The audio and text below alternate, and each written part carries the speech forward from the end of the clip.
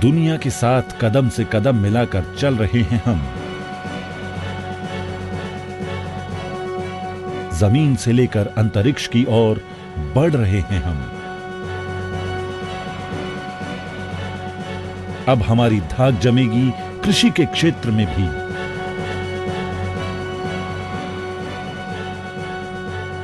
कृषि क्षेत्र में और खासकर किसानों के हित में फैसले तेजी से लिए जा रहे हैं और इस विषय में पूरी सोच में ही मूलभूत परिवर्तन हो रहा है।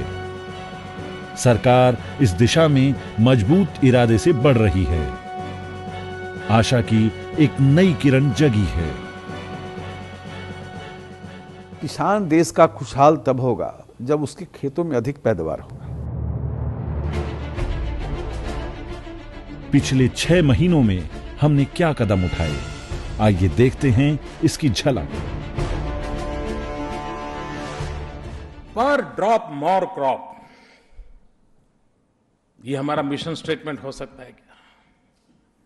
जैसे कम जमीन कम समय ज्यादा उपज, वैसे पर ड्रॉप मोर क्रॉप। माननीय प्रधानमंत्री श्री नरेंद्र मोदी ने पानी के प्रभावी इस्तेमाल के लिए जल संचय से जल सिंचन पर जोर दिया है। कृषि में नवीन व उपयुक्त तकनीकों का प्रयोग करने के लिए कृषि में हुए अनुसंधान कार्यों को डिजिटाइज किया जाएगा।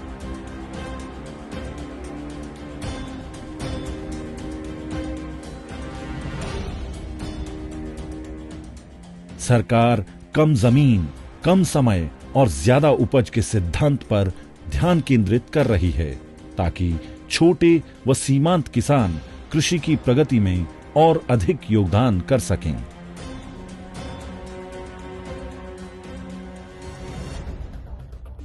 कृषि भूमि की निरंतर उत्पादकता बनाए रखने के लिए मिट्टी में जरूरी पोषक तत्वों की सही मात्रा बताने के लिए सरकार ने अब किसानों को मिट्टी की जांच कार्ड 3 वर्षों में जारी करने का अभियान आरंभ किया है।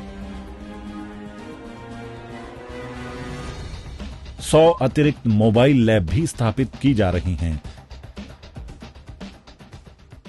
और अगले 3 वर्ष के अंदर देश के 14 करोड़ किसानों को सॉइल हेल्थ कार्ड देंगे और हर 3 साल पर उसका रिन्यूअल भी होगा।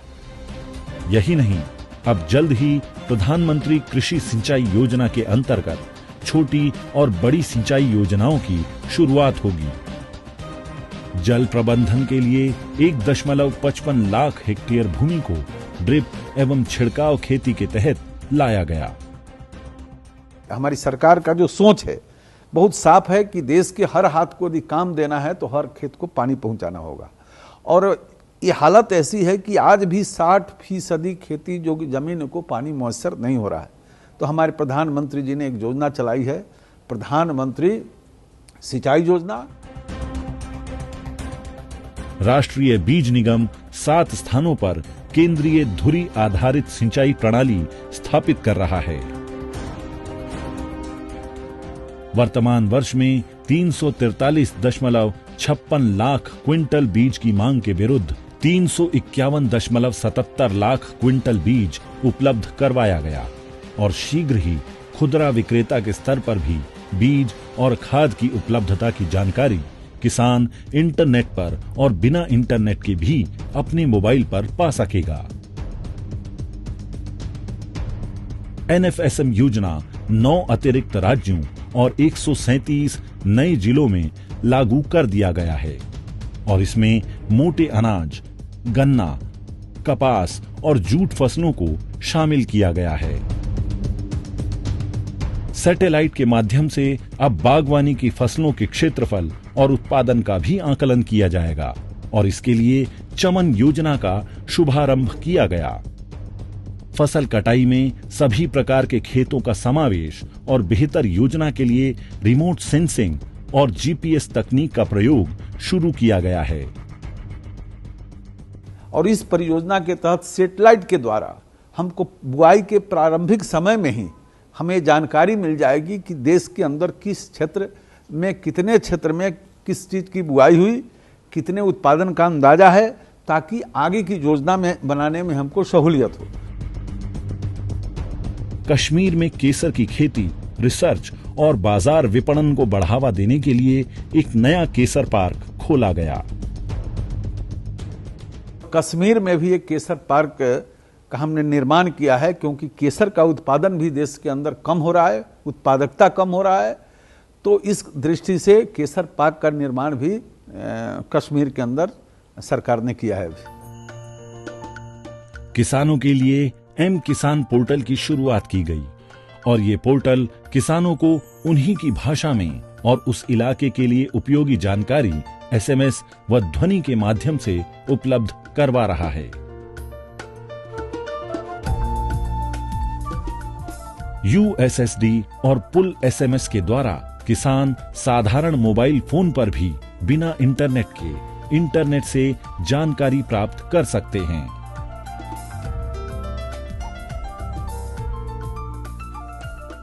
छह महीने में ही 250 करोड़ से अधिक एसएमएस देश भर के कृषि वैज्ञानिकों द्वारा भेजे जा चुके हैं।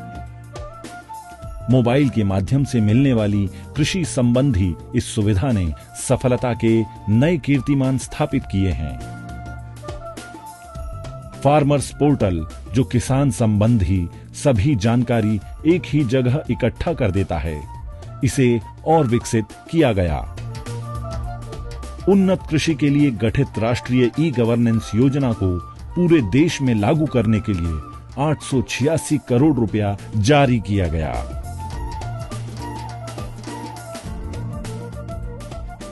सरकार सूचना प्रौद्योगिकी का कृषि व संबंधित क्षेत्रों के समग्र विकास के लिए भरपूर प्रयोग करेगी और इसमें मोबाइल फोन का प्रमुख स्थान रहेगा। विगत कुछ महीनों में केंद्र सरकार ने यूरोपीय देशों को निर्यात होने वाली फल एवं सब्जियों के प्रमाणन की विशेष व्यवस्था की है। इस वर्ष शुरू में कम वर्षा को देखते हुए देश के 576 जिलों में आकस्मिक प्लान सुनियोजित तरीके से लागू किया गया। किसानों को डीजल सब्सिडी योजना, बागवानी फसलों के लिए अतिरिक्त वित्तीय सहायता, बीजों की खरीद में सब्सिडी, विकासात्मक योजनाओं के लिए अतिरिक्त सहायता दी गई। कम वर्षा के बावजूद, मानसून लेट से आने के बावजूद भी हमारी सबसे बड़ी सफलता है कि बुआई में मात्र 2% की कमी आई और उत्पादन में भी लगता है कि 6% के लगभग कमी होने की संभावना है। तो सरकार की सबसे बड़ी उपलब्धि ये रही। कम बारिश के बावजूद इस बार देश में 120 मिलियन टन खरीफ फसल उत्पादन का अनुमान है। मूल्य नियंत्रण के लिए प्रभावी कदम उठाते हुए दिल्ली में फल एवं सब्जियों को एएमपीसी एक्ट से मुक्त करते हुए किसान मंडी भी स्थापित कर दी गई। इससे उत्पादक संस्थाओं और किसानों का आपस में संपर्क करना आसान हो गया। दिल्ली में हमने एक नई किसान मंडी की स्थापना भी की है और राज्यों से हम लगातार संपर्क में हैं कि किसान मंडी की स्थापना हो, ताकि किसानों को ये सुविधा हो कि अपना माल सीधे बाजार में बेच सके। भारत सरकार की सलाह को मानते हुए 12 राज्य सरकारों ने भी ये कार्यवाही कर दी है। 500 करोड़ रुपए का एक विशेष मूल्य स्थिरीकरण कोष भी बनाया जा रहा है। टेक्नोलॉजी को कृषि में प्रमुख स्थान देने के लिए रांची में कृषि मंत्री द्वारा भारतीय कृषि बायोटेक्नोलॉजी संस्थान का शिलान्यास किया गया। वर्तमान वित्तीय वर्ष के पहले 6 महीनों में 3,45,200 करोड़ रुपए का ऋण किसानों में वितरित किया गया है, जबकि पिछले साल ये राशि 1,99,141 करोड़ रुपए थी।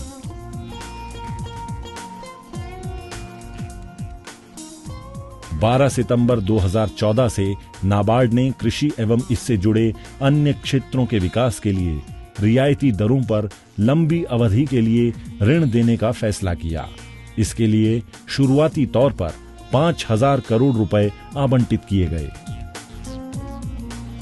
उद्योग एवं व्यापार को बढ़ावा देने के लिए तमिलनाडु के काटुपल्ली बंदरगाह और कोच्चि हवाई अड्डे को पौधों के आयात के लिए एंट्री पॉइंट बनाया गया।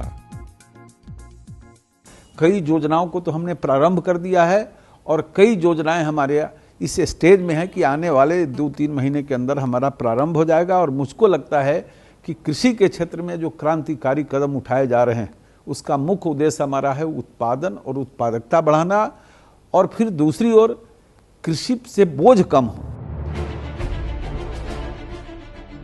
और ये तो सिर्फ एक शुरुआत है।